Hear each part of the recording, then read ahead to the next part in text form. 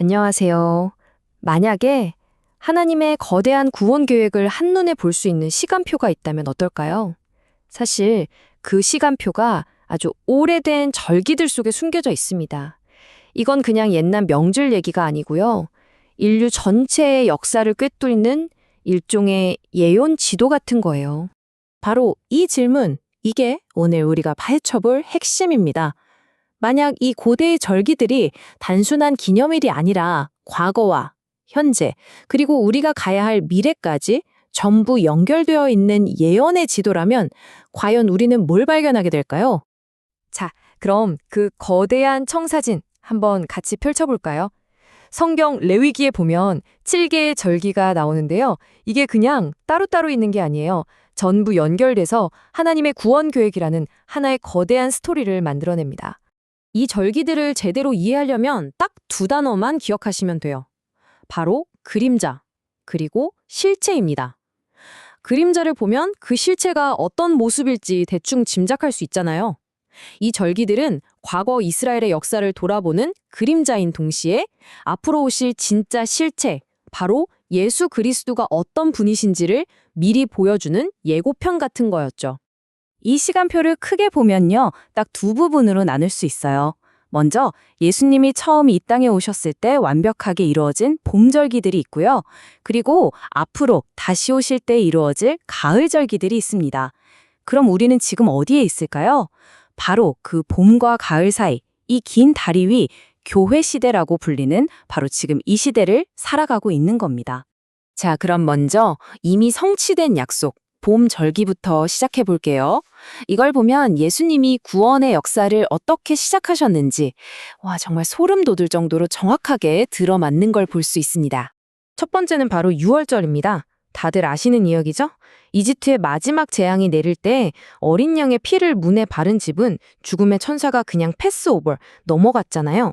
여기서 진짜 중요한 건 뭐냐면 구원이 우리의 어떤 노력이나 착한 행동에서 시작되는 게 아니라는 거예요. 오직 희생된 어린 양의 피를 통해서만 시작된다는 거죠. 그리고 정말 놀랍게도 예수님께서 십자가에 못 박히신 날이 바로 이 유월절이었어요. 온 세상을 위한 하나님의 어린 양이 되신 겁니다. 유월절 바로 다음은 무교절이에요. 무교라는 게 뭐냐면 누룩, 그러니까 효모가 없는 빵을 말하는 건데요.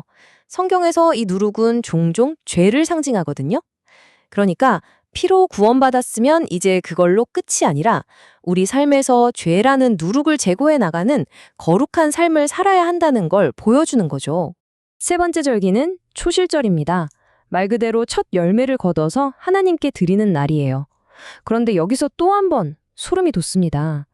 예수님이 무덤을 이기고 부활하신 날이 정확히 바로 이 초실절이었어요.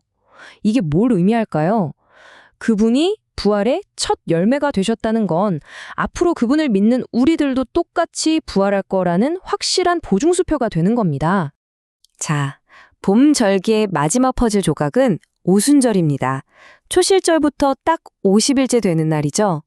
바로 이날에 제자들이 모여서 기도하는데 성령이 불같이 임했잖아요.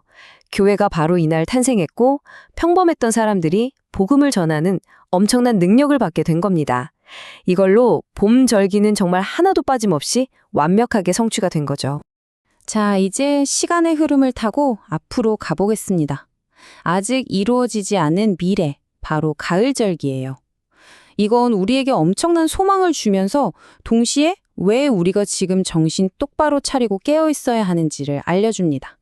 가을 절기의 시작은 나팔절입니다. 이름 그대로 나팔을 부는 날이에요. 이 우렁찬 나팔 소리는요, 그냥 축제의 시작을 알리는 소리가 아닙니다.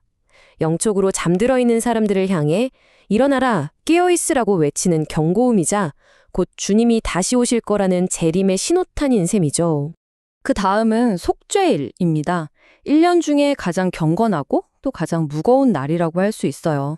옛날에 대제사장이 모든 백성의 죄를 대신 짊어지고 하나님의 임재 앞으로 나아갔던 것처럼 이 절기는 마지막 때에 있을 하나님의 최종 심판을 예고합니다. 그 앞에서 우리가 얼마나 철저하게 회개하며 서야 하는지를 보여주는 거죠. 자, 드디어 마지막 7번째 절기, 초막절입니다. 이건 한마디로 기쁨의 축제예요. 과거 이스라엘 백성이 광야에서 텐트, 그러니까 초막에 살면서도 하나님이 어떻게 지켜주셨는지를 기억하는 날이죠. 이건 바로 우리 구원 여정의 최종 목적지, 그랜드 피날레를 보여주는 겁니다. 우리가 마침내 하나님과 얼굴을 마주하며 영원한 집에서 함께 살게 될 그 기쁨, 바로 새하늘과 새 땅을 가리키는 거예요. 자, 이렇게 거대한 하나님의 시간표를 쭉 훑어봤는데요. 근데 이게 그냥 옛날 이야기나 먼 미래 얘기로 끝나면 아무 의미가 없겠죠?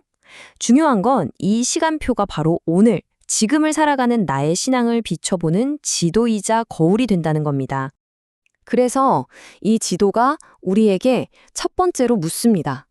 나는 정말로 6월절 어린 양의 피, 오직 그 보혈의 능력으로 구원받았다는 확신 위에 서 있는가? 내 노력, 내 의가 아니라요. 그렇다면 그 다음 질문으로 이어지죠. 나는 구원받은 것에 만족하는 걸 넘어서 내 삶에서 죄라는 누룩을 계속해서 없애려는 무교절의 삶을 살고 있는가? 그리고 또 이렇게 묻습니다. 지금 당장 눈앞이 캄캄하고 힘들어도 부활의 첫 열매가 되신 주님을 믿기에 나도 반드시 부활할 거라는 그 초실절의 소망으로 오늘을 살아가고 있는가? 혹시 모든 걸 내 힘으로만 하려고 끙끙대고 있진 않나요? 나는 내 힘이 아니라 오순절에 부어주신 그 성령님의 능력을 의지하며 살아가고 있는가? 그리고 마지막으로 이게 정말 중요하죠. 나는 언젠가 울려 퍼질 그 재림의 나팔 소리를 기다리면서 오늘 하루 영적으로 잠들지 않고 깨어 있는가? 네, 맞습니다. 이 7개의 절기 처음부터 끝까지 퍼즐을 다 맞춰보니까 그림이 딱 하나 나오죠. 바로 예수 그리스도입니다. 6월절의 어린 양부터 초막절의 영원한 기쁨까지 십자가, 부활, 성령 강림, 그리고 다시 오실 그날까지 모든 이야기의 주인공은 바로 예수님이셨던 거예요. 자, 오늘 하나님의 이 놀라운 시간표를 따라서 함께 여행을 해봤습니다. 마지막으로 여러분께 이 질문을 드리고 싶어요. 여러분 인생의 지도, 여러분의 신앙의 나침반은 지금 이 시간표의 어디쯤을 가리키고 있나요?